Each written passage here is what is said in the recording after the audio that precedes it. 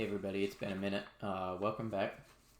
I haven't been able to get around to doing anything lately. I would love to have put out more videos, but just had a lot going on here lately and trying to get some of this medical stuff under wraps and hopefully start towards recovery. But actually, that's part of what I wanted to talk about today. So just as part of this, as a quick reminder or introduction, if you haven't seen a lot of my other videos, a big reason for creating this channel was sort of to celebrate and find an outlet for the other things that I like to do in my life that make me happy, that I can do at a limited capacity after my diagnosis of type 1 narcolepsy. And in doing so, I also wanted to spread a little bit of information and awareness about narcolepsy, mostly for people who might be going through some of the same things that want to know somebody else's experience, but really for anybody in general. So the one thing I wanted to talk about today was testing for narcolepsy, because this is one of the most common questions I get when the conversation comes up. How do you get tested for it? So actually I have some copies of my test results here. They're not very in-depth, but they should do a pretty good job of going over what the testing process is. So for me, I'd been presenting with chronic fatigue for a little over a year and a half, and I'd been through a lot of blood work, hormone workups, all that kind of stuff. Nothing really came up. I'd been diagnosed with major depressive disorder for years. I had one doctor convinced it was that. Put me on a lot more antidepressants, and that didn't solve the issue. Finally, I had an issue where I didn't show up to work one day because I slept through all 3 of my alarms and 15 phone calls at full ringer volume. And I drove myself straight to my doctor and basically got an immediate referral that day for a sleep test. So the sleep test for narcolepsy basically takes up 2 of your full days, or I guess at least 1.5. So you show up the first night. I think I had to show up something like 6 or 7 p.m. to the sleep lab, and they take you to a room, and it kind of looks like a hotel room, except there's cameras and stuff in it, and you get hooked up to a bunch of sensors. I think 45 maybe different sensors. So you get them all over your head. You get them on different parts of your face. You get ones under your nose that measure your breathing, 3 or 4 on your legs, your arms. You wear a couple bands. And then they tell you to sleep normally with all that stuff strapped to you. So I'm going to read the first page of my report, or skim it at least. Patient is a 24-year-old gentleman referred for evaluation of hypersomnia, meaning that I just slept excessively, and I still do 12 to 14 hours a day pretty much on average. Patient underwent a full montage diagnostic polysomnogram. So the polysomnogram is the overnight sleep study. That's where they would diagnose a lot of things, sleep apneas, periodic limb movement disorder, things like that. For people with narcolepsy, this is almost an exclusionary test. You almost kind of, for someone who has narcolepsy, you almost, let me think about how to say this carefully, you almost want to get through this part with no abnormalities. Because if an abnormality is detected here, then most of the time they will not go to the second part, which is where they actually diagnose the narcolepsy. Whether that's that they detect apnea, meaning you stop breathing too many times in your sleep, or that you your legs move around too much. You might have restless leg syndrome or periodic limb movement disorder. But mine says lights out at 10:31 p.m., lights on at 6:19 a.m., which is not entirely true. They didn't wake me until almost 7:30, so I slept almost 9 hours straight before they finally woke me, but they must have ended recording at this time. Total recording time, 7 hours and 48 minutes. Total sleep time, 7 hours and 39 minutes. So that means I was completely out except for 9 minutes during the night. Not everybody with narcolepsy is going to show that. In fact, narcolepsy tends to be a disorder that causes highly fragmented sleep at night. So there's a couple types, subtypes of narcolepsy, they think, in newer studies. but the basis of it is that many people with narcolepsy have disrupted nighttime sleep, so they might actually still get 8 hours of sleep total, but they may get it in very small fragments and never totally sleep normally. In this case, I didn't have an issue with that. Sleep efficiency normal at 98%, meaning 98% of the time I was sleeping. Sleep latency normal at 1 minute. It took me 1 minute to go to sleep. Which I guess is normal on the overnight, and we'll see how that contrasts on the next page. REM latency reduced at 30 minutes. So for the average person, REM happens anywhere from, if I'm remembering correctly, 90 to 120 minutes after initial sleep onset. And narcolepsy is a REM disorder by dysfunction. So having the REM latency at 30 minutes for the initial sleep certainly is an indicator of REM displacement disorder, narcolepsy, or something else. Wake after sleep onset normal, 18.1% of REM sleep normal. In my case, I found this interesting. Slow wave sleep was not observed. So you have stage 3 slow wave sleep, which is kind of restorative for your brain. It uses it to flush out certain things and is generally considered the deepest form of sleep, and I showed none at all. So clearly there's an abnormality with something there, and really, as of yet, none of the doctors have really explained that to me. Why that could be, there's a couple theories, but nothing positive. AHI was 0, so that means that I didn't have any sleep disordered breathing, meaning I didn't stop breathing in my sleep and wake me up, which is one thing that can lead to sleepiness and even REM issues if you're getting fragmented sleep because of apnea. Periodic limb movements were not observed. Cardiac monitoring, normal. Minimum oxygen, normal. Assessment, no evidence of sleep disordered breathing. So this was my first one. I went to sleep basically as if I were going to bed for the night. So being that nothing showed up on the PSG, the Polysomnogram, the next part of the testing is your MSLT, Multiple-Sleep Latency Test. And this is one, it's a little interesting, and it's difficult even for somebody like myself with narcolepsy. I find it's difficult to nap on command. Not everybody does. Some people truly do fall asleep every time on command easily. I don't, but mine was still very much conclusive of a narcolepsy diagnosis. So let's get into that. The patient is a 24-year-old gentleman referred for multiple sleep latency testing per protocol. The night before, the patient underwent diagnostic PSG, revealed an acceptable total sleep time and sleep efficiency. So that means I slept all night. They saw that I was sleeping all night, I was sleeping well, and nothing else showed up. So that's when they do this. So for the MSLT, every 2 hours, you're asked to lay down for 20 minutes and take a nap. And then at the end of 20 minutes, they come in and they wake you up. In my case, if you fell asleep, they allowed you to stay asleep for 30 minutes to record any REM activity that might be happening for up to 10 minutes after the initial sleep onset.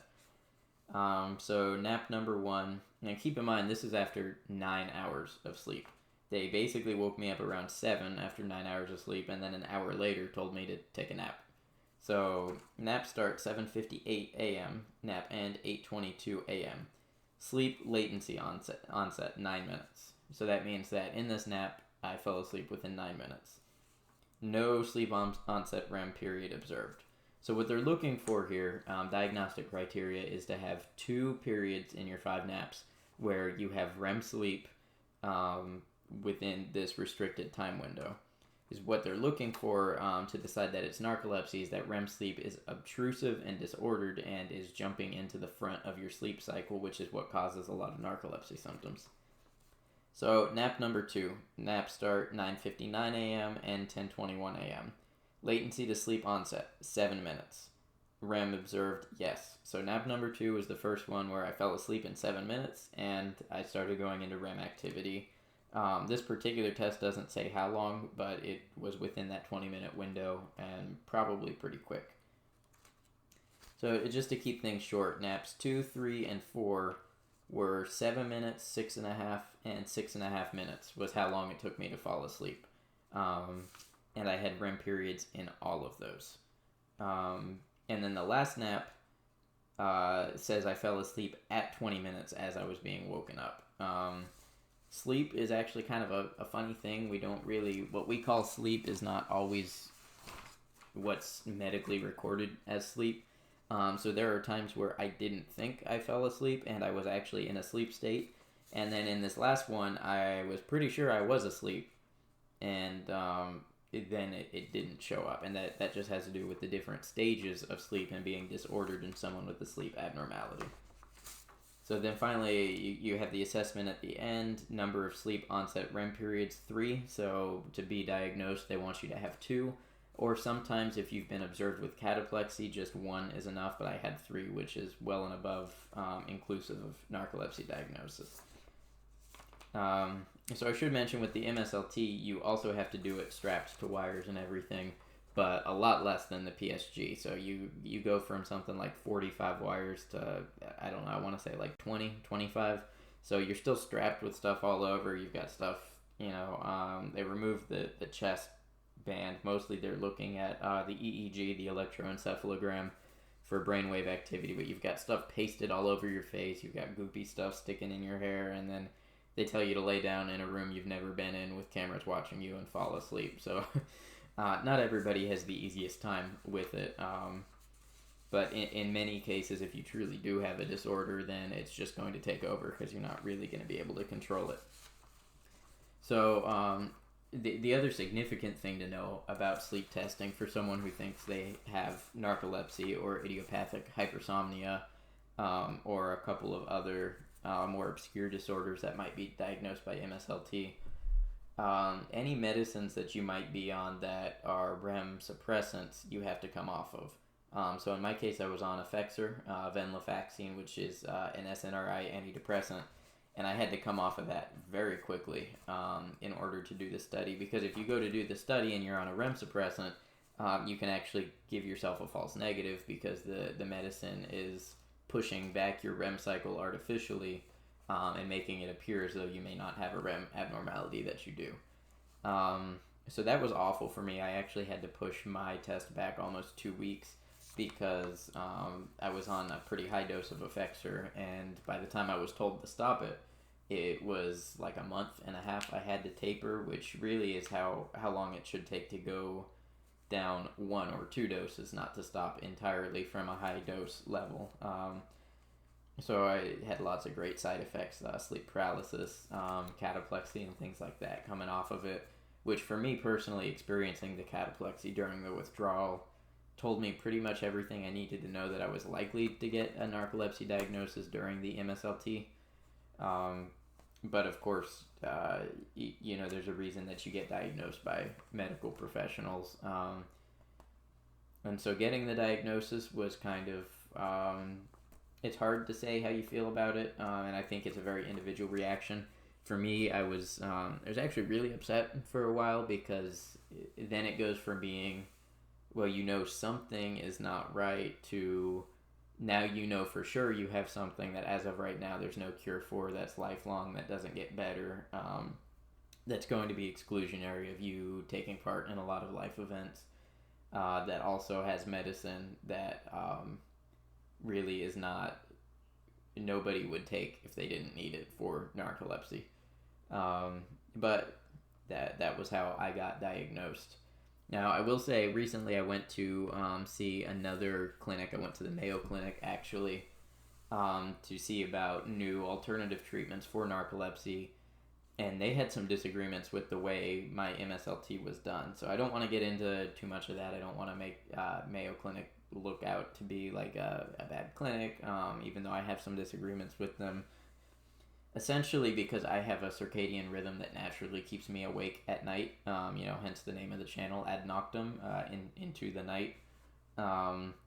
The doctor I spoke to at Mayo Clinic believed that it was possible that maybe somebody could show false positives for narcolepsy if they were somebody who was naturally awake during the night and then was asked to nap during the day when they would normally be awake.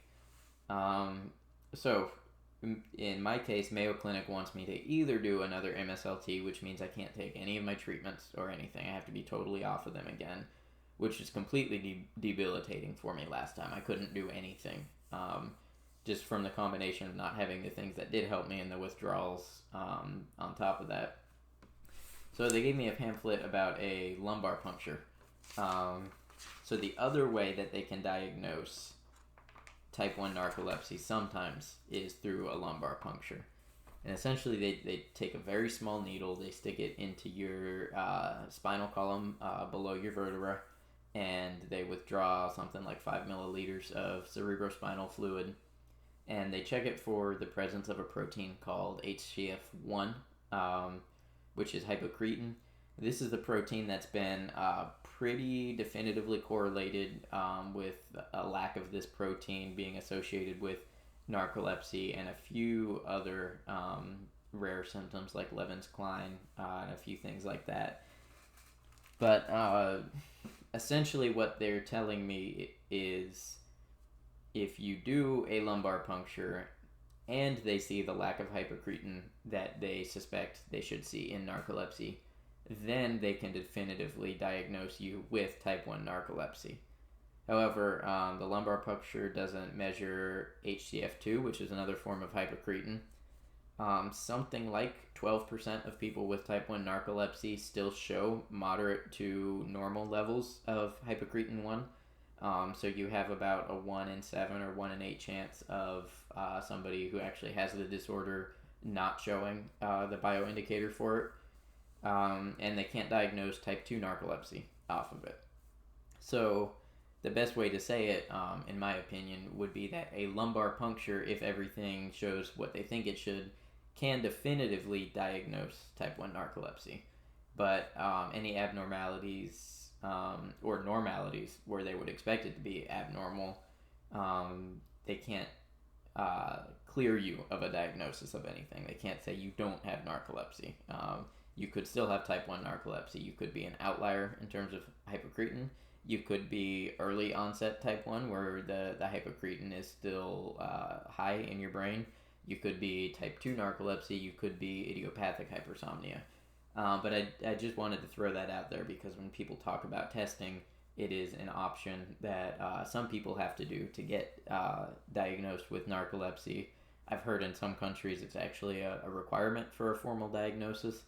I had hoped it wasn't something that I would ever need, but it looks like in my case it's something that they're the second clinic, if I decide to go with them to treat them, they kind of want a redundant method of proving that narcolepsy is what they're dealing with, which is a whole other topic on its own, but it's good information.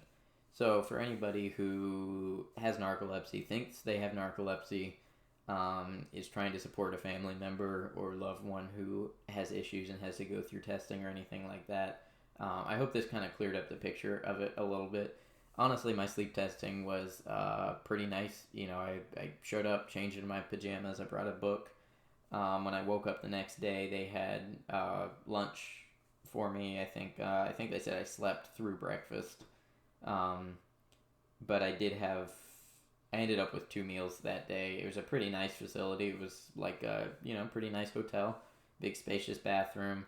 Bed really wasn't that comfortable. Honestly, I felt like I would have fallen asleep even sooner if the bed wasn't stiff with scratchy blankets and everything.